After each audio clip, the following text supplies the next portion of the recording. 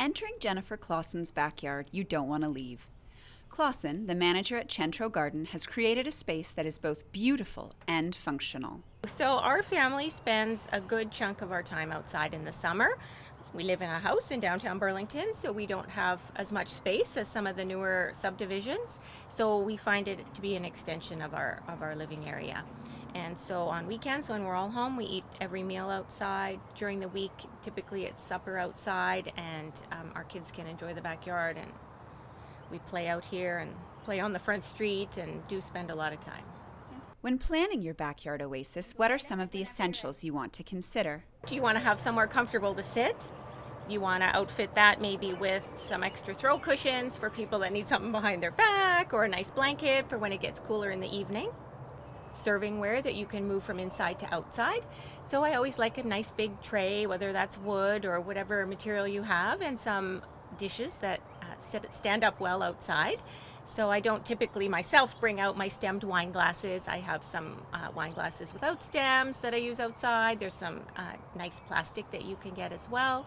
If you want to dive into gardening for the first time, what plants would she recommend for new green thumbs? I will go back to the succulents. So they are, again, like I mentioned, low maintenance, don't need very much water. Some of the tropicals I find quite easy as well. It's just a green leafy plant, so there's no pruning or no taking off of dead flowers. If you do get into the flowering plants, the annuals, then some of them do require, like a geranium, for example, really tough, hard to kill plant, flowers for you all summer, but you do need to remove the spent flowers as you go through the season. So a lot of the annuals, you'll find just a little bit of deadheading and pruning is needed, but they do give you the pop of color that you want in your garden. To get that professionally curated feel, Klassen shares a simple trick. I like to group different pots together. You don't always have to. You'll see in some spots I just have one larger plant, and in other spots in the yard I'll put 2 or 3 containers together. And then I just do a mixture of textures and colors. So I might have something with a purple leaf next to something with a green leaf, and then have a flower in a third pot.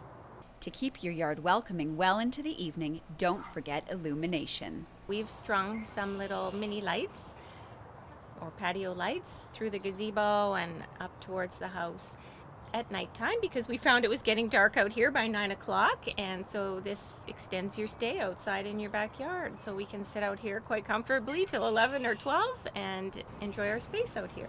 Reporting for Halton News, I'm Nikki Wesley.